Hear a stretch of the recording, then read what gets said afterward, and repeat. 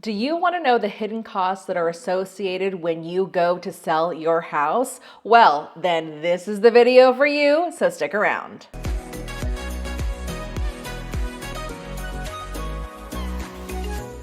Hey everyone, my name is Danae Hewitt and I am your go-to DFW realtor here in the Dallas-Fort Worth Metroplex.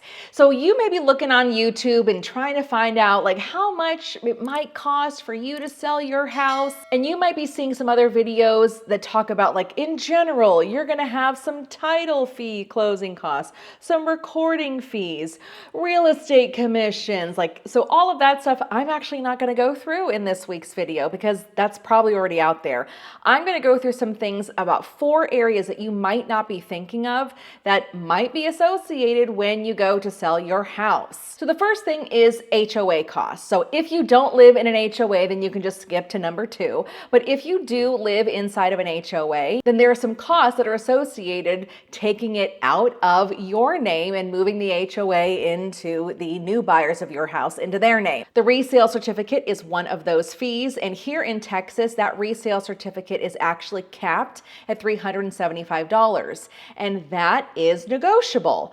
But I typically see that is something that the sellers do pay here in our market. The resale certificate actually outlines how much money the HOA has in reserves. It actually goes through and finds out if you might have any HOA violations or if you have any outstanding HOA fees that you haven't paid yet. That's all going to be outlined in the resale certificate, and that is given to the new buyers of the house. And there also are some other HOA fees, and of course they vary from community to community, but there are some HOA companies that every time the home is sold, that there is a one-time assessment fee that needs to be paid. And the HOA will have to tell you what that assessment fee goes towards. Of course, everyone is different. Something I like to do is that when I am selling a house that is in an HOA is I like to call that management company and find out what are all of the costs associated with transferring it out of this person's name into this person's name.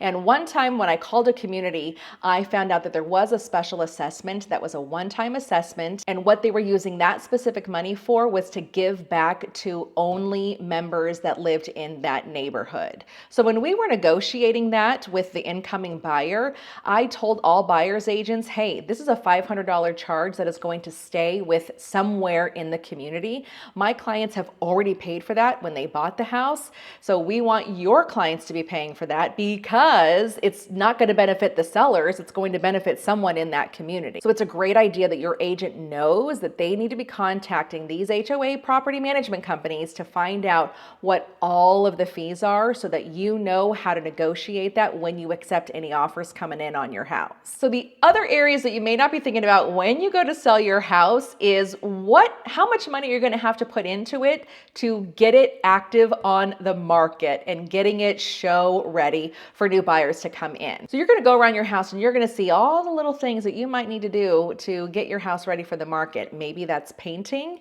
maybe that's repairing that toilet that's been running that you haven't really taken care of.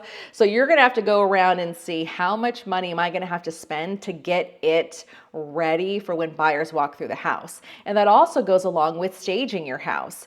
I'm not saying you're gonna have to come in and spend thousands of dollars and have all new furniture come in or anything like that. No, maybe do a little bit of decluttering. Maybe you're putting stuff in your garage, or maybe it needs to go into storage perhaps, and you're paying for that. Maybe you want to buy some furniture or buy some items that okay, this would look really nice in the house and we're going to take it to our next house.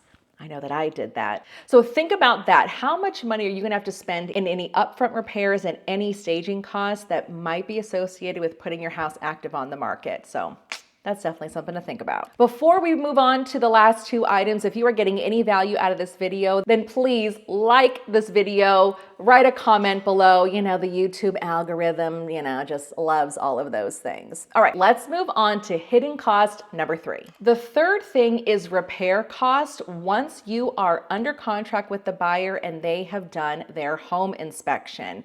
When that home inspection comes back, that buyer's agent is going to talk to your agent and they're going to say, hey, my buyers would like this repaired, this repaired, this repaired, this repaired, this repaired, all at the seller's buyer's expense. Now, of course, repairs are negotiable, you know. You could look at this and say, no, I'm not fixing the air conditioner. It's working just fine. Maybe we'll have it serviced, but I'm not paying money to replace it. You know, like whatever the issue is. But there is going to be a cost associated whether you take on those repairs on your own, or instead of doing those repairs up front and coming out of your pocket, you can give the buyers concessions at closing, which is basically you're giving them money to do those repairs once they take possession of the house and once they are the official owners of the house. So there's going to be a cost associated with that, and that's something that you're going to have to negotiate with your agent and with the buyer's agent. The last hidden fee that you definitely want to think about and recall, is that going to be on there, is any liens that might be on title. Okay, so what happens? When we are under contract, you're going to be working with a title company. The title company is going to do a search on the property to make sure that there are no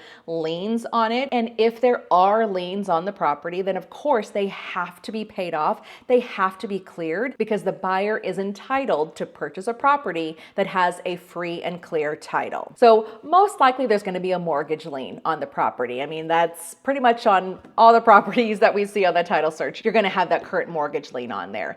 But I want you to think about maybe some other things that you've done to the house. Let's just talk about the AC, for example. Maybe you have replaced that air conditioning unit and you didn't pay the bill in full, and that company put a lien on your house. Well, that lien is going to have to be paid off at closing, whatever that balance was. And you see my reactions when I say this, but I actually did help buyers purchase a house, and those sellers completely had no idea that that lien was on the property. I think there was a miscommunication between the husband and the wife. Someone thought the other one had paid it. It didn't get paid. That vendor put a lien on it, and that needed to be paid off at closing before my clients purchased the house. It happens. It happens. So think back to any work that you've had done on the house, whether you had a pool installed or you had a roof replaced on your house. So think about any reason why there might be what we call a mechanic's lien on the property, because that absolutely has to get paid off when you close your house. All of these items that I have mentioned, they are all going to cut into your profits. So that's why I want you to be aware of all of these things that you might not be thinking about when you go to sell your house. The best thing to do is talk with your local real estate agent. They are going to run some numbers to see approximately what we could sell your house for, and then based on how much you owe on your house, after closing costs and everything, they can kind of talk through these 4 items with you so you can know approximately what you're going to net when you go to sell your house. And you can use those profits for lots of other things, and I've done a whole nother video on what you could do with your home selling profits. Like I mentioned before, if you found any value in this video, definitely subscribe to my channel. I really do appreciate you guys tuning into my videos. It means the world to me. All right, I'll see you next week.